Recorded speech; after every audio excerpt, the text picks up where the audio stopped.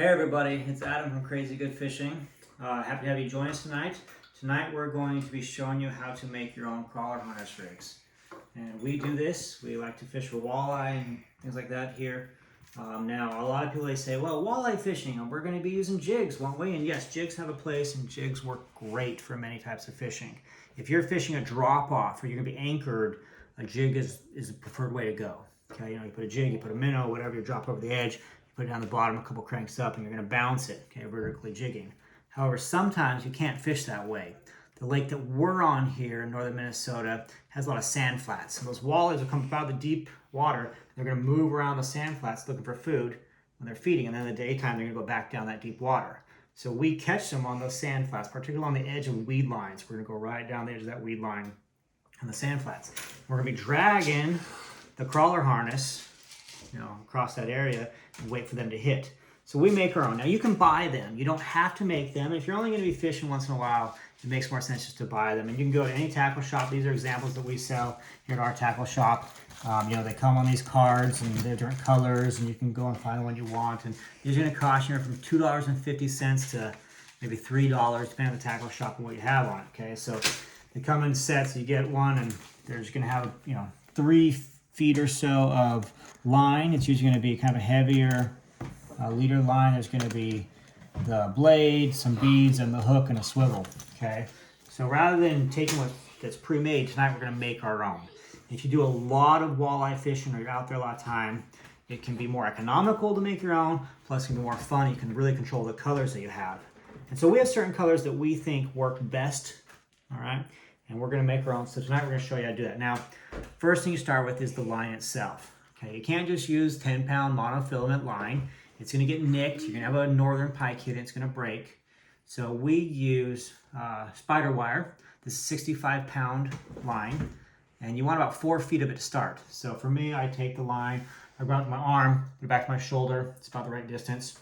And then we cut it. Now here's the first thing that's really critical about doing this. You've got to get a really good clean cut. Okay, if you use a pair of scissors and it frays that line, you're not going to get this to thread through the beads when the time comes. So get a really good clean cut. I say scissors, I'm using a knife. It's my regular Leatherman utility knife, multi-purpose utility knife. It works great. I keep that blade really sharp so it goes right through it. So first you take one end here and you're just going to make a loop. It's not a complicated knot, just an over-under loop. Come back on itself and you pull this through. Now this knot's going to do a couple of things. First off, it's going to stop the beads from sliding down the line any further. Second, this is where you're going to clip your swivel to. And we'll talk about using that swivel here in a little bit after we finish the bait here. Okay, so we have our knot. The other end, we start threading it. Now the first thing you're going to want to do is have everything in order here. Okay, so we've got a blade picked out, we've got some floaters picked out, we've got some beads, and we have our little bracket, which is very important. And you can pick up these items at many tackle shops that sell these kind of things. They'll have packages of beads. You're going to have blades to choose from. And over time, you're going to get an assortment of colors and things. And here on, we have all of our beads in a little cup here. And when I have a crawler harness or a lindy rig go bad, it gets cut, the hooks get, you need some line. Sorry, let me get Chase some line here because he's making this. We like doing this as family. Kids like doing it. There you go, Chase. If you have a rig break, you can cut it. You can save all the pieces, and we do that sometimes too. So, all right, so you got them all set out here. You got your colors. Right now, I'm going to be working with green, kind of a chartreuse and a green. We find there's certain colors that work best together. White and orange is really good. Sometimes white and pink. Sometimes a white and black, orange and black, orange and chartreuse. So we make different ones. And right tonight we're going to be working with this one here, which is going to be a green and chartreuse combination. So first I take a bead, okay? And I thread the bead onto the line. And as it goes all the way back, it stops here at my knot. Okay, so I put the bead on there. Then I got to put the blade. Now the hardest part about all this is getting this line through the little holes, particularly the bracket here that holds the blade. You got to have a little bit of eyesight to do that, and somewhat steady hands, but it's the hardest part. Now when you do this, the mistake a lot of people make is they put the blade on backwards. You gotta look at this blade and think about aerodynamics. You want it going through the water and spinning, So you want this curved outside edge to be going forward. So you put the blade on here, you put the blade through the bracket, make sure it's going the correct direction, and thread this through the little holes. Through the first hole, through the second hole, and I pull it through, and it goes to the end. Okay. Then I put another bead.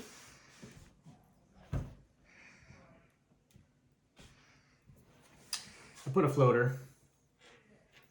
Like I said, I've got this kind of color coordinated, so a lot of these floaters are 2 colors. So I'm going to take the green color and put it up against the chartreuse. Just get a little alternating color here. I'm going to take my kind of greenish bead. I like to go 2 beads after the floater. And another bead. 1 more floater.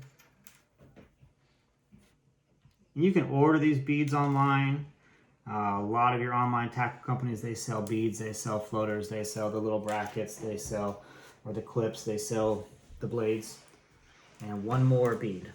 Okay, so now I have on here my beads and floaters. Okay, now it's pulls to the water. This blade there is going to spin like that as it goes through, and give it a little shiny color there to attract the fish. And the idea here is it goes through, that walleye is sitting in the weeds or sitting off the edge, it's going to see it's going to start following it. Okay, so we'll get back to that.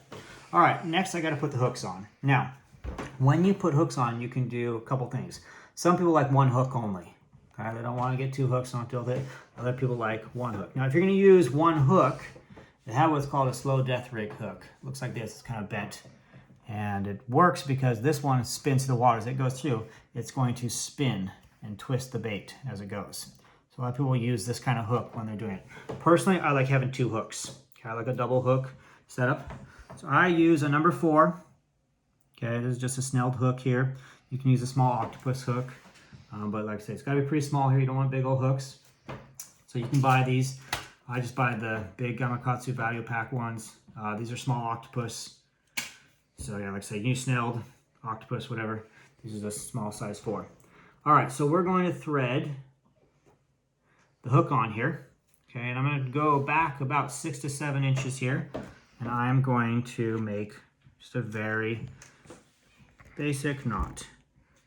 Come through here, twist it through. And the idea is I don't want the front hook moving. Okay, that's on. It's not going to go anywhere now. All right, now the difficult part here is you take the other end, you fold it over on itself.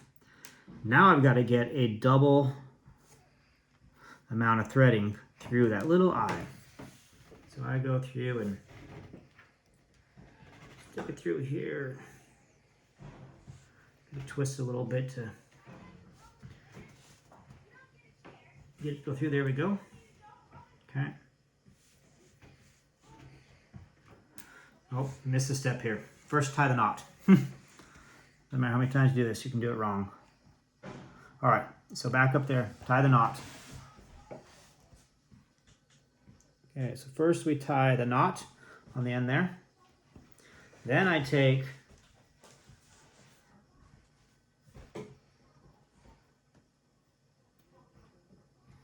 the line and I go through the eye. Okay, I pull it all the way through. I open up the loop and I run the hook through and I pull it tight. Okay, so now it's stuck here. You're gonna notice in the end, the gap here, okay, I can put all 4 of my fingers on both sides of the hook. That's about the right distance. Now I can take, as it holds it down, because when you're going through, the hooks are gonna be bent down, and I can take my worm, put 1 end on each thing, or my leech. Personally, I prefer using leeches. Now, a lot of people are big on minnows or worms or whatnot, but I think leeches work the best. I can hook 1 end on each of it, and it's gonna go through. And so what happens here is this is gonna be dragging along. Okay, and the beads are all gonna be down by the hooks when you're pulling it through. And this is gonna be spinning because you're gonna be moving. You wanna troll usually about 1 mile an hour, sometimes a little bit faster. Some people are really big at 1.3. If you have a good trolling motor or something that can measure the speed, it's really nice to get right on it. So we try to shoot for somewhere between 1 and 1.3 usually. This goes along, pulling through, and that walleye is gonna be following at some point. You'll see how this comes out and it's gonna hit. Okay, and it's gonna grab sometimes right on the hook, oftentimes at the end of the tail of the worm or the leech hanging here, and you're gonna feel that thump thump. Okay, that's that tap tap when you first feel it. And as you know, Now, walleye don't usually hit very hard, very fast. Sometimes you just feel all of a sudden your bait gets picked up, okay? And it's gonna come after, it's gonna grab on to the sand. It's gonna eat its way up. And as you're gonna feel it eating up. Then you're gonna set your hook. Now on the other end, when you put it on here, you're gonna have a swivel. Okay, you have a swivel, because this is gonna spin. It's gonna get all tangled otherwise. So you take a swivel. I got one preset here on another that we were using the other day. Okay, so you clip the loop around the swivel, and that's gonna sit there and just spin as it goes, and not get tangled. Above the swivel, you put your weight. Now I use an egg sinker or a bullet weight, a small one. I just put it on there just enough to pull it down, keep it towards the bottom. It's gonna be down, it's gonna spin back here, they're gonna come on.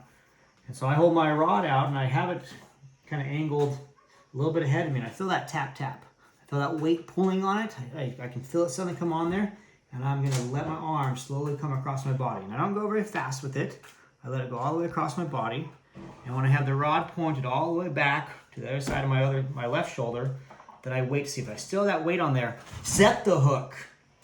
Get that fish on there. If it, it's gonna pull back right away, and you know you've got it at that point. If nothing's there, you missed it. Check your bait at that point, because oftentimes your bait's been ruined by this point. So you set it, and then bring it in. Slowly play that fish in. If it's a pike, it'll hit fast. It's gonna hit hard. You're not gonna have that tap tap. A smallmouth bass or something like that hits it. You're not having the same tap tap either. If it's really small taps and it never gets the weight, you've got a bluegill or a perch following it. So the walleye, you should know by the way it's hitting. Set the hook, bring it in, and that is how we catch our walleye here when we're trolling for it. We make our own collar harnesses. So we were doing this the other day. We've got some other videos already put out, some walleye. We got the one of Brock, who's on the camera right now. He caught that 10-pounder earlier this year. We have some other videos of us out fishing walleye. Later this week, we're going to be out fishing walleye again in a river using these, and we'll have to show you how they work. So thanks for tuning in. Hope you enjoy making some baits and can do this also. Thanks.